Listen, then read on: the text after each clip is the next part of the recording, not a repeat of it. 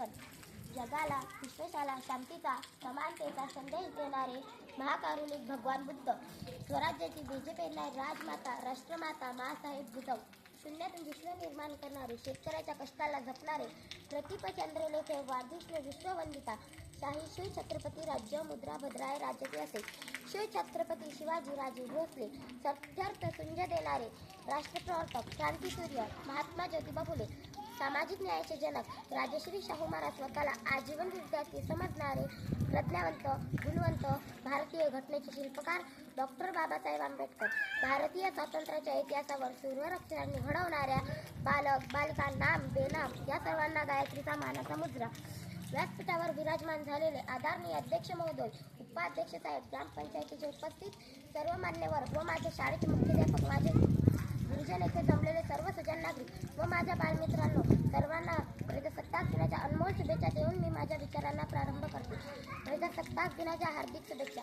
आज प्रजासत्ताक दिन आपल्या वैभवी संस्कृतीचा गौरवशाली दिवस.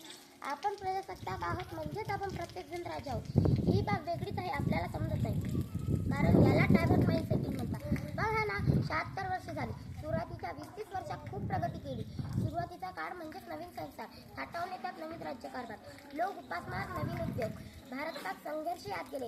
हे साहजिकच आहे. पण संपला का सर्व? कोरोना काळात हेच वैभव कामी आलं, तरी आपण कमी पडलो.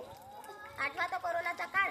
लाईट बंद करा, चालू करा, कोरोना गो गो म्हणा, ताटली वाजवा. शेवटी बिचारा गेला, पण आपली लायकी दाखवून गेला. बेरोजगारी, भ्रष्टाचार आपल्याला दिसत नाही. कारण डायव्हर्ट माइंड सेटिंगचे बटन आपल्या त्याच्या हातात आहे. हे कारण का पाहतो? तो पाकिस्तान बघ आपल्यावर आक्रमण करेल, आपल्याला त्याचा धर्म लागेल. छटाकभर चाला, आपण घरात हिंदू खतरे में. घरातच सगळ्या समस्या विसरून जातो. सर्व योजनांचे पैसे वाटपचे आहेत. लाडकी बहीण, पीएम किसान. पण खरंच किसानच्या पोटाच्या असतील तर आमच्या आम्हाला विकू द्या. जशा तुम्ही तुमच्या मालाच्या किमती लावता तशा आम्हाला कापूस, मका, गहू, सोयाबीन, ज्वारी लावू द्या. तुमच्या फुटक्या कवडीची गरज नाही. चालले मोठे. आणि मला एक समजत नाही, आमच्या घरामध्ये जोपर्यंत शेतमाल असतो तोपर्यंत भाव नसतो, विकला की लगेच भाव वाढतो. तुमच्या बाबतीत तसं होते का? हो. तुमच्या बाबतीत तसं होते का? सरकारकडे एवढे पैसे वाटपण्यासाठी येतात कुठून? मग निवडणुकीपूर्वी उमेदवार काहीच पैसा नसतो. मग MLA झाले की पिढ्यानपिढ्या पुरेल तेवढी संपत्ती येते कुठून? एवढा पगार आहे का त्यांना?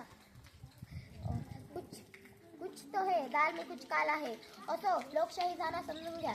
लोकशाही तारायची असेल तर संविधान लक्षात घ्या. डॉक्टर भीमराव आंबेडकर यांची व्यापक दृष्टी समजेल म्हणून जपा. म्हणूनच आजचा दिवस सार्थ ठरेल.